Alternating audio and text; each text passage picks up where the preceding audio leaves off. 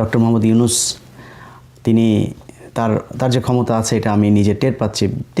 তিনি তো ক্ষমতাশালী, এটা অস্বীকার করার কোনো কিছু নেই। এই যে আপনি বিভিন্ন জায়গায় বড় বড় অলিম্পিক সহ শান্তিতে নোবেল পাওয়া থেকে শুরু করে সবখানে, এগুলো তো আর এমনি এমনি হয় নাই। মানে লবিং ছাড়া এগুলো আপনি মনে করেন না যে মানে ডক্টর মোহাম্মদ ইউনূস বা যারা নোবেল পেয়েছেন, শান্তিতে বিশেষ করে যারা নোবেল পেয়েছেন, তাদের মানে দেখেই বোঝা যায় যে এ পাবেই, এরকম কিছু না। এদেরকে লবিং করে করে করে করে তারপরে করতে হয়। তো এই যে নোবেল পেয়েছেন এবং অন্যান্য কিছু করেছেন, এই যে আপনার যে ক্ষমতা এবং আমার উপরে আপনি যে ক্ষমতা প্রয়োগ করছেন, এটাতে আমি বুঝতে পারছি, দেশবাসীও বুঝতে পারছে যে আপনার অনেক ক্ষমতা আছে। কিন্তু ভাই, এই ক্ষমতাটা একটু আবুধাবিতে খাটান না ভাই। এই যে আপনি যে চেয়ারটায় বসেছেন না ডক্টর মোহাম্মদ ইউনূস, আপনি পৃথিবীতে বিশাল কিছু হইতে পারেন, কিন্তু এটা সত্যি কথা বলি, বাংলাদেশের প্রেক্ষাপটে আপনি জীবনে কোনো জায়গায় এমপিও হইতে পারবেন না। এখনও নির্বাচনে দাঁড়ান, কী হবে আমি জানি না। 5 তারিখের পরে বাংলাদেশের মানুষ আপনাকে ভীষণ সম্মান দিয়েছে, ভীষণ সম্মান। আমি গেল কয়েকদিনে বহু আমার শুভাকাঙ্ক্ষীর ফোন পেয়েছে যে ভাই, ডক্টর মোহাম্মদ ইউনূসকে আপনার গালাগাল করা ঠিক হয় নাই। ডক্টর মোহাম্মদ ইউনূস উনি আসলে খুবই ভালো মানুষ, ওনার আসলে কিচ্ছু করণীয় নাই। তো এই আলোচনায় পরে আসি। তো এগুলো শুনতে হয়েছে, আপনার ভালোবাসে মানুষ, আপনাকে প্রচণ্ড ভালোবাসে। তো আপনি এই যে বিশাল ক্ষমতাটা দেখাচ্ছেন, এই ক্ষমতার কিছুটা আপনি আবুধাবিতে একটু দেখেন না, বলেন না যে ওদেরকে ছেড়ে দিতে। কারণ আপনি বাংলাদেশে যেটা বললাম যে আপনি এমপি হইতে পারতেন না কখনোই। আপনি এই যে চেয়ারটায় বসেছেন, এই আবুধাবির মানুষগুলোর মানে বিশাল ডেডিকেশন ছিল। তারা জানে যে মিডল ইস্টের এইসব গলফ এগুলোতে এইভাবে আন্দোলন করা যায় না। তারা আন্দোলন করে আপনাকে বসিয়েছে। আপনি কয়দিন আগে এই যে মারামারিগুলো হয়েছে না, এই যে সারা দেশে মানুষ জীবন দিয়েছে না, এটা ভারত বিরোধিতার ফল। এই ভারত বিরোধিতার ফসল আপনি এই ডক্টর ইউনূস আপনি ঘরে এনেছেন। তো এই যে ভারত বিরোধিতা করে মানুষ জীবন দিল, শেখ হাসিনাকে ভারতে পাঠাইলো, এত কিছু করলো, তো আপনি এই মানুষগুলিরে ভারত থেকে বাঁচাবেন না? আপনি চীনে গেলেন, চীনে গিয়ে তারপরে নাকি 6টা বিশেষায়িত বিভাগীয় শহরের হাসপাতাল নিয়ে আসলেন আপনি। সেই হাসপাতাল কোথায় ভাই? আপনি কয়দিন আগে তাদের পেঁয়াজ পচে যাচ্ছে, পেঁয়াজ নিয়ে আসলেন। আপনি তাদেরকে শেখ হাসিনা যে পরিমাণে ইলিশ দিত তার চেয়ে ডাবল ইলিশ দিলেন। আপনি আদানির বিদ্যুৎ এখনও পর্যন্ত আনেন। আপনার সিকিউরিটি অ্যাডভাইজার এখনও ইন্ডিয়াতে যায়, গিয়ে তারপরে তাদের সাথে বৈঠক করে, তাদের অজিত দোভালের সাথে বিভিন্ন দেশে দেশে তিনি বৈঠক করেন। তাহলে আমরা কি পেলাম? আপনি না বলে এসেই ঘোষণা দিলেন ইউরোপের বিভিন্ন দেশে যেতে এখন আর ইন্ডিয়াতে যেতে হবে না, বাংলাদেশে থেকেই তারপরে সবাই যেতে পারবেন। সেটা বলার পর থেকে কি হয়েছে, সেটা তো আপনি বাংলাদেশে আনেননি। এখন তাদের তো যেতে হয়, বাংলাদেশের মানুষকে তো ভিসা তো নিতে হবে, এখন ওদের জন্য যেতে হয় ইন্ডিয়াতে। গেলে একজনকে 5 দিন বসায় রাখে, একজনকে 10 দিন বসায় রাখে। বসে থাকলে তো তার লাভ, এখানে আপনি বসে বসে খাচ্ছেন, ডলার ভাঙছেন, আর মাঝে মধ্যে আবার চলে যান, আবার এত তারিখে আসবেন। এগুলো করা হচ্ছে, বাংলাদেশের মানুষকে আরও বিপদে ফেলে দিয়েছেন আপনি।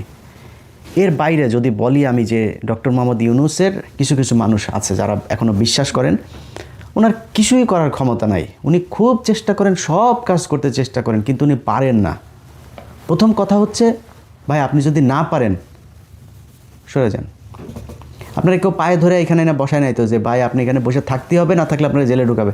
আপনি সারা জীবন বাইরে ছিলেন, আপনি বাইরে থাকেন বা দেশে থাকেন, যেখানে মন চায় থাকেন। আপনি এই যে আজকে প্রথম আলো, ডেইলি স্টার, মেইল স্টার এত কিছু নিয়ে এত কথা হচ্ছে, এই দেশে 71 টিভি জ্বালায় দেয়নি। এই দেশে এই 5 তারিখের পরের ঘটনাই বলি, আগেরগুলো সংগ্রাম, তারপরে দিগন্ত, এগুলো তো হয়েছেই। 5 তারিখের পরে এই সময় টিভিতে বিএনপির লোকজন যায় হামলা করে নাই, কিছু হয়েছে নাকি? সংবাদ মাধ্যম নাকি বাংলাদেশে এই প্রথম আলো আর ডেইলি স্টার। এখন কেন এত আলোচনা হচ্ছে? কারণ এখন তো বিপ্লব নাই। আপনি যে বিপ্লবের সময়টাকে আপনি ধ্বংস করে দেওয়া, তারপরে এখন যদি বলেন যে হ্যাঁ এগুলো করতে হবে, এটা তো সম্ভব না, যে কারণে এটা করা যাচ্ছে না। তো আপনি যেই সময়টাতে এসে বসলেন, ওই সময়ের পরপর যে কাজগুলো করা লাগতো, সেই কাজগুলোর কোনোটাই করেন নাই আপনারা। একজন পরিবেশ উপদেষ্টা সারা জীবন সে এই পরিবেশ নিয়ে ধান্দাবাজি করে এসেছে, এনজিওর মাধ্যমে ওই একটা কোম্পানিতে যে হ্যাঁ আপনার তো এই যে পরিবেশের এটা নাই, হ্যাঁ দাও কিছু টাকা দাও, ব্যাস টাকা খায়। এই যে গার্মেন্টস শ্রমিক ইউনিয়নের এই যে নেতা দেখেন, নেত্রী দেখেন না, সবই ধান্দাবাজি। এটা দাও ওইটা দাও, ট্রেড ইউনিয়নের নামে টাকা পয়সা দেয়, চুপ। এনজিও, এই শ্রমিক ইউনিয়ন যা আছে সব হলো ধান্দাবাজ। এই ধান্দাবাজি করেই চলে। তার মধ্যে রেজওয়ানা এটা সে 2008-9 সালের দিকে তার ধান্দাবাজির খবর অনেক ফ্যাক্টরি, অনেক কোম্পানির প্রতিষ্ঠানের মালিকদের কাছে শুনেছি। ধান্দাবাজি করে চলাই হচ্ছে তাদের কাজ। তার কাছে গিয়েছে একজন বাংলা এডিশনের কথা বলতে, বলছে না এর কথা শোনাই যাবে, আমার কথা বলেছে, ওর কথা আমি শুনবই না। ও আমাকে খুব বাজে ভাষায় কথা বলেছে, আপনি চোর, আপনার যেটা বলা হয়েছে সেটা তো গালি, আপনি চোর, আপনি অরিজিনালি চোর, আপনি এটা গালি না, অরিজিনালি চোর।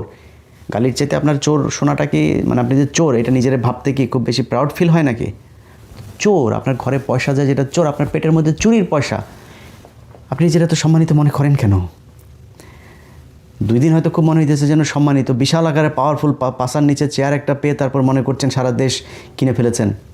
ডক্টর মোহাম্মদ ইউনূস বাংলাদেশে সারা জীবন প্রধান উপদেষ্টা হয়ে থাকবে না। অতএব কথাবার্তা খুব, কাজকর্ম খুব হিসাব করে বলতে হবে। কে কোন সচিবের আর কোন চেয়ারে বসে কি করছে এগুলো আমাদের মনে থাকবে। বাংলা এডিশন বন্ধ করে দেওয়া, আমাদের ফেসবুক, ইউটিউব সব বন্ধ করে দেওয়া, কয়টা নেবেন? 1 মিলিয়ন 2 মিলিয়ন আপনি কয়টা নেবেন? রাতারাতি তৈরি হবে, চলে আসবে, আল্লাহ ব্যবস্থা করে দিবে। এভাবে আটকানো যাবে না। শেখ হাসিনা আমাদেরকে পাঠায় নেই, আটকাইতে পারেনি, আপনারা আটকায় দিবেন? কিছু বললেই বিএনপি কিছু করতে দেয় না, আর ওয়াকার কিছু করতে দেয় না। প্রথম হইল কি, 2025 সালের জুন মাসে আমাদের সাথে বৈঠক করলো তিনার নিরাপত্তা উপদেষ্টা খলিল সাহেব। আচ্ছা, ডক্টর মোহাম্মদ ইউনূসের মেসেজে উনি যেটা বলবে সেটাই হচ্ছে ওনার মেসেজ। তো মেসেজে কি, আগস্টের 5 তারিখ থেকে ওয়াকার, 15 তারিখের মধ্যে ওয়াকারকে ফেলাই দিব, এই জেনারেলকে ফেলাই দিব, আপনাদেরকে এইভাবে করতে হবে, ওরা এই জায়গায় আমাদেরকে এই বাধা দিচ্ছে। আমরা তো ভাই বুক ভরে গেছে যে দেশপ্রেমের জন্য জীবন দিয়ে দিব ভাই। ওয়াকার যেহেতু এটা চায় না, আর আমাদের ইউনূস সরকার এটা চায়, ইউনূসের জন্য জীবন দিয়ে দিব ভাই। আজকের এই ভিডিও যখন আপনি দেখছেন, তার আগ পর্যন্ত এই 1.5 বছরে আমার চ্যানেলে আমি অন্তত 10টা ভিডিওতে এই ডক্টর মোহাম্মদ ইউনূসের প্রশংসা করেছি। আজকে কেন ডক্টর মোহাম্মদ ইউনূসের বিরুদ্ধে গেলাম? ডক্টর মোহাম্মদ ইউনূস ক্ষমতায় আসার পর থেকে আপনাদের মনে নাই, আনসার লীগ, রিকশা লীগ, হিন্দু লীগ, ইসকন লীগ, নানান লীগ এসে রাস্তায় নেমেছিল। আমি ইলিয়াস আমার জায়গা থেকে সর্বোচ্চ ডক্টর মোহাম্মদ ইউনূসের পক্ষে কথা বলেছে। আজকের যেই চেহারাটা আমাদের দেখছেন, এটা 1 দিন আর 2 দিনে হয় নাই, একটার পর একটা জিনিস দেখছি, চেষ্টা করছি সেগুলো সমাধান করার, কোনো কিছু হয় না। আমাদেরকে জুন মাসে বললো যে এই জিনিসগুলো আমরা করতে চাচ্ছি, একদম ইন্ডিয়ার বিরুদ্ধে বিশাল আকারের এই যে এত বিশাল বাটপারি যে খলিল, এটা আমি জানতাম না। পরে আসতে তার সাথে সেদিন কথা বলে তো ভাই বিশ্বাস করেন মনে হলো যে আল্লাহ আমাদেরকে একটা ফেরেশতা পাঠিয়েছে ইন্ডিয়ার হাত থেকে বাঁচার জন্য। কাজ করতে থাকলাম, ধুয়ে ফেললাম ওয়াকার সহ জেনারেলদেরকে। ও মা, উনি যায় দেখি অজিত দাওয়ালের সাথে বৈঠক করেন। উনি আমি অন্তত 5 জন আমাকে বলেছেন যে তারেক রহমানের সাথে খুবই ক্লোজ যারা, এই খলিল তারেক রহমানের সাথে একটু বসতে চায়, একটু সময় চায়। এত আত্মকেন্দ্রিক, স্বার্থপর দুইজনই, ডক্টর ইউনূস, খলিল, দুইটাই প্রচণ্ড স্বার্থপর। এরা কোনো নিজের চেয়ারের থেকে সরতে চায় না। এরা সম্মান চায়, খালি নিজের নিয়ে সবাই করবে, সারা দুনিয়ায় ঘুরে ঘুরে এগুলোই চেয়েছে, এখনও তারা ওইটাই চায়। ভাই, আপনাদের হাতে যেই সুযোগ পেয়েছেন, কিছু বললেই তারেক রহমান এটা করতে দেয় না, বিএনপি এটা করতে দেয় না, আর ওয়াকার এটা করতে দেয় না, সব দোষ তাদের। আরে তারেক রহমান লন্ডনে বসে থেকে যে পরিমাণে বিএনপির লোককে চাঁদাবাজির অভিযোগে বহিষ্কার করেছে, আপনি দেশে থেকে কী করেছেন? দেশে থেকে এখন পর্যন্ত আপনি বিএনপির একটা লোককে জেলে নিতে পেরেছেন? কিংবা যারা যেই চাঁদাবাজি করুক, কোনো চাঁদাবাজকে আপনি জেলে নিতে পেরেছেন? আপনি ইচ্ছা করে এই বিশৃঙ্খলা তৈরি করেছেন যাতে বিএনপির জনপ্রিয়তা নষ্ট হয়। জনপ্রিয়তা নষ্ট হলে আপনার দিকে ঝুঁকবে মানুষ। আপনি একটা বিশাল কিছু, আপনার কিছু সাঙ্গপাঙ্গ নিয়ে, এই যে খোদাবক্স কয়েকটা সাঙ্গপাঙ্গ চোর বাটপান নিয়ে আপনি একটা মানে এনজিওগ্রাম সরকার বানিয়ে বসে আছেন। এটা দিয়ে আপনি দেশ চালাচ্ছেন। কিছু বললে আমার ক্ষমতা নেই, আরে বাবারে কী কান্নাকাটি। আরে ভাই, হাদি মারা গিয়েছে, আপনি জানাজার ওইখানে গিয়েছেন, জানাজার ওইখানে গিয়ে আপনি শেক্সপিয়ারের কবিতা পড়েন, আকাশে বাতাসে কি মানে কি কি কি মানে শুনলে চোখ দিয়ে পানি চলে আসে। হাদি, তোমাকে আমরা বিদায় জানাতে আসিনি, হাদি তুমি আছো আমার বুকের ভেতরে। আরে মিয়া, আপনার কাছে এটা শুনতে চাইছেন? আপনি মিয়া রাষ্ট্রের প্রধান, আপনি বিচার করবেন, আসামি কোথায়? আপনি সে আসামি দেবেন, বলে আসবেন যে এতক্ষণের মধ্যে পুলিশকে এটা ধরতে হবে, স্বরাষ্ট্রমন্ত্রীকে এই আসামি ধরতে হবে, না হলে স্বরাষ্ট্রমন্ত্রী বাদ। আপনি যা সেখানে কবিতা পড়েন, কান দেন, এটার জন্য আপনি রাষ্ট্রের প্রধান? আপনি কিছুই পারেন না। তো কিছুই যদি না পারেন ভাই, সরেন। আপনি থাকতে বলছে কে? আপনি এখানে থাইকেই যে বিপ্লবটা যে ধ্বংস করে দিলেন, এখন কালকে বিএনপি ধরেন ক্ষমতায় আসবে, কালকে বিএনপি ক্ষমতায় এসে কী পাবে? একটা দেশের মধ্যে চোর বাটপার সব এগুলি দেয়া দেশ ভরা। তো কী করবে বিএনপি? 2 বছর পরে তারা কান্নাকাটি শুরু করবে যে দেশ তো চালাইতে পারছে না। চোর বাটপার সব আপনি রেখে দিয়ে গেছেন। আরে ভাই, একটা বিপ্লব হওয়ার পরে এত 2,500 মানুষকে চোখের সামনে মেরে ফেললো, ভিজুয়ালি সব কিছু দেখা যায়। আপনি আওয়ামী লীগের লোকজন বসে আছে, আপনার বসানোই তো, খোদা বক্স আপনার বসানো। আপনি এইটুক পারেন নাই যে আওয়ামী লীগের এই যে যারা যারা হয়েছে, নিহত হয়েছে, এই মামলাগুলো হয়েছে, মামলার আসামিদেরকে সব ধরতে হবে? পারেন না আপনি এই অর্ডারটা দিতে? আপনি করেন না। আপনি হাদি মারা গেল, আরে ভাই 7টা দিন ছেলেটা এইভাবে পড়ে থাকলো, আপনি 7টা দিনের ভেতরে তাকে আসামিগুলো ধরতে পারলেন না। হাদি কি দেশে হাজার হাজার নাকি?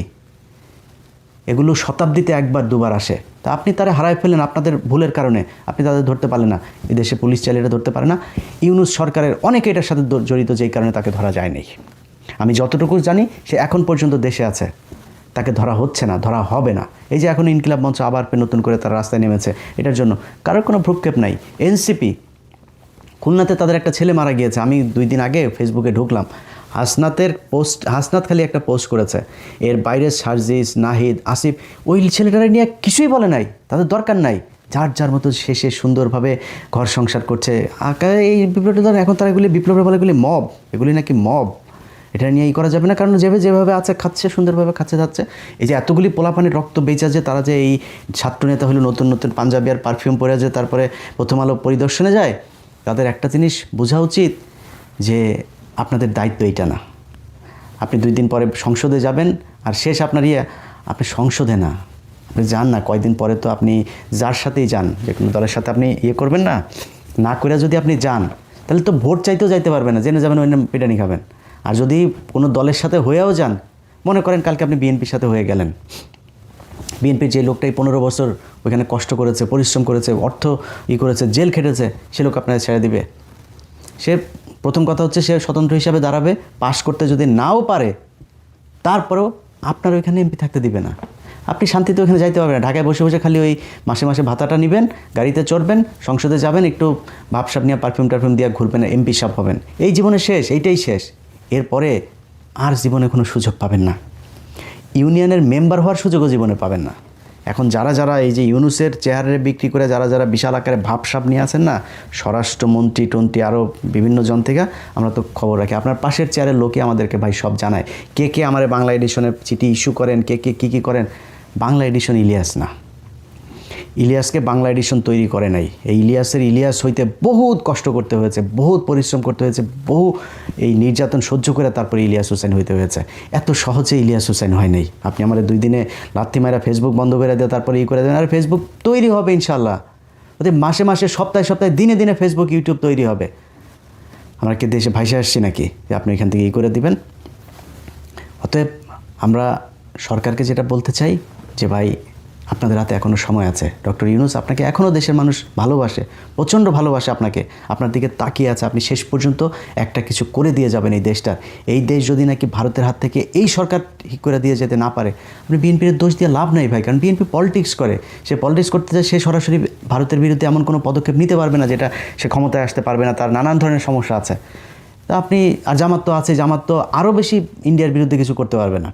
তারা কিছু করে, তাদেরকে এমনিতেই মনে করে তারা ইন্ডিয়া বিরোধী, পাকিস্তানের লোক, এই সেই, তারা পারবে না। সো আপনাকে করতে হবে। এই দেশের মানুষ কী চেয়েছিল, কী জন্য আপনাকে ক্ষমতায় বসিয়েছিল, সেটা আপনি খুব ভালো করে জানেন। সো আপনি যদি সেটা করতে না পারেন, তাহলে আমার মনে হয় এই যে 1.5 বছরে যে ড্যামেজটা আপনি করে, কেউ এখন যদি আমি আপনার বলে আপনি এখন চলে যান, এখন চলে গেলেও তো হবে না ভাই। আপনি যে ড্যামেজ করে দিয়ে গেলেন, এই ড্যামেজ ঠিক করবে কে? এখন প্রথম আলোর বিরুদ্ধে ব্যবস্থা নিতে গেলে, আরে ভাই প্রথম আলোর বিরুদ্ধে ব্যবস্থা নিতে গেলে প্রথম আলো, ছায়ানট, উদীচী এগুলো তো বাংলাদেশের কোনো প্রতিষ্ঠান না, এরা ইন্ডিয়ান প্রতিষ্ঠান, এটা পত্রিকা অফিস না, এটা ইন্ডিয়ান গোয়েন্দা সংস্থার একটা শাখা অফিস বাংলাদেশে বসিয়েছে। আপনি প্রথম আলোর নিয়ে যা মনে চায় বলেন, পত্রিকা অফিস, অনলাইন, এটা একটা গণমাধ্যম, এই সেই। তো গণমাধ্যম ঠিক আছে, তো বাংলা এডিশন কি জঘন্য মাধ্যম নাকি? বাংলা এডিশন কি? বাংলা এডিশন এই গত 1.5 বছরে যা করেছে খুঁজে নিয়ে দেখেন, নিউজগুলো দেখেন যায়। ছোট্ট একটা 40-50 জনের একটা টিম যা করা হয়েছে, এটা বাংলাদেশের অনেক গণমাধ্যম, কোনো গণমাধ্যম করতে পারে নাই, কোনো গণমাধ্যম সেটা করতে পারে নাই। আমরা সেটা করেছি, করে দেখিয়েছি যে সম্ভব কথা বলা এই দেশে। আর প্রথম আলো এখন আপনারা বিশাল গণমাধ্যম। তো প্রথম আলো যে খুনের সাথে জড়িত, প্রথম আলো মিথ্যা তারেক রহমানের বিরুদ্ধে কথা বলেছে, খালেদা জিয়ার নাকি পাকিস্তানে কানেকশন আছে, তারেক রহমান নাকি কোন কোন কোন জঙ্গি সংগঠনের সাথে তাদের নাকি সম্পৃক্ততা আছে, তারা নাকি বসুন্ধরার কাছ থেকে 100 কোটি টাকা চাঁদা চেয়েছে, খালেদা জিয়া নিজে পাঠিয়েছেন টাকা আনার জন্য, এগুলো লিখেছে। জঙ্গি মানুষকে, আলেমদেরকে জঙ্গি বানিয়ে তাদেরকে ক্রস ফায়ারে দিয়েছে, গুম করেছে, গুমের সময় কনফারেন্সে কথা বলেছে, তারা ভিডিওতে পাশে বসে থেকে ইন্টারভিউ নিয়েছে, সন্তোষ শর্মা ইন্ডিয়ান হাই কমিশনের লোকজনটন নিয়ে এগুলো নিয়ে কথা বলেছে, তাদের ব্যবস্থা নেবেন না? আজকে আপনি বলেন কোনো কিছু হইলেই অস্থিতিশীল পরিস্থিতি তৈরি, আর বেটা অস্থিতিশীল আপনারা তৈরি করেছেন, আপনারা অস্থিতিশীলতা তৈরি করেছেন, এই জন্য অস্থিতিশীল। আমার চোখের সামনে দিয়ে যখন দেখি যে আওয়ামী লীগের, ছাত্রলীগের, যুবলীগের লোকজন ঘুরে বেড়ায়, যাদের বিরুদ্ধে 4টা-5টা করে মামলা, পুলিশের ভেতরে এখনও 4-5টা মামলার আসামি, তারা এখনও পুলিশে চাকরি করছে, অফিস করছে, সময় টেলিভিশনে একটার পর একটা সাংবাদিক, যেগুলো হাসিনারি করেছে এক টেলিভিশন থেকে আরেক টেলিভিশন, এখন ওই গ্লোবাল টেলিভিশন, ওই স্টার টেলিভিশন, নানান টেলিভিশনে আওয়ামী লীগের লোকজনকে এগুলো কি করা হচ্ছে, এটা এখন কোনো ব্যাপারই না।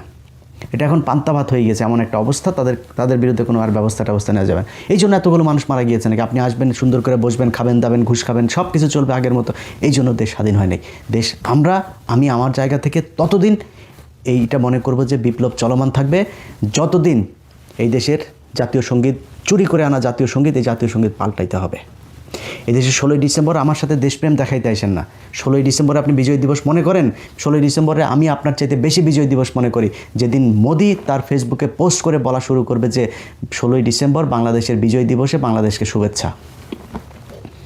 এই যে মাঝখানে জুতা নিয়ে তারপরে করলাম না, আপনি তো পশুর মতো পৃথিবীতে আসছেন, হাগেন খান মুতেন শেষ। তার একদিন আগে এই সরকার একদিন আগে তারা ভারতে 21 জন লোক পাঠানোর সরকারি সিদ্ধান্ত নিয়েছে। সেই 21 জনের মধ্যে সেনাবাহিনী আছে, সরকারের লোক আছে, সব মিলে 21 জন যাবে বিজয় দিবস পালন করতে। আরে বেটা, বিজয় দিবস আমার দেশে ভারত আসবে, আমি কেন তার দেশে যাব? তার বাংলাদেশের আর পাকিস্তানের আলাদা করার জন্য সে যে ভারত পাকিস্তান কেন যুদ্ধ করেছে এগুলো আমরা জানি, এগুলি বাদ দেই। আমার দেশ তো স্বাধীন হয়েছে, আমরা এখন স্বাধীন দেশ। সে আমার যুদ্ধের সময় ভারতের অনেক সেনা মারা গিয়েছে, আমরা মেনে নিচ্ছি, সে আমার দেশে আসবে, আমরা তাকে ইনভাইট করব। আমার লোক যাচ্ছে ওই দেশে, বিজয় দিবস কার? আমি 16ই ডিসেম্বর 1971 সালে দেখলাম যে এইখানে জেনারেল অরোরার কাছে জেনারেল নিয়াজি কাগজ সাইন করে দেওয়া যাচ্ছে। এখন আবার ভারত বলে আমাদের বিজয় দিবস, বাংলাদেশের নামটা পর্যন্ত বলেনি তার ফেসবুক পোস্টে। আর আপনি আমার উপরে এসে চেতেন, আমার দেশপ্রেম শিখান। এই দেশের প্রতি প্রেম দেখাইতে গিয়ে জীবনের বহুত কিছু হারিয়েছে, আপনি আমার দেশপ্রেম শিখান। আপনি যেসব চিটার বাটপার ছোট লোক, এক একটার অবস্থা দেখলে বিরিয়ানির দোকান থেকে টাকা খায়, ওই মানুষের কাছ থেকে বিকাশে টাকা খায়।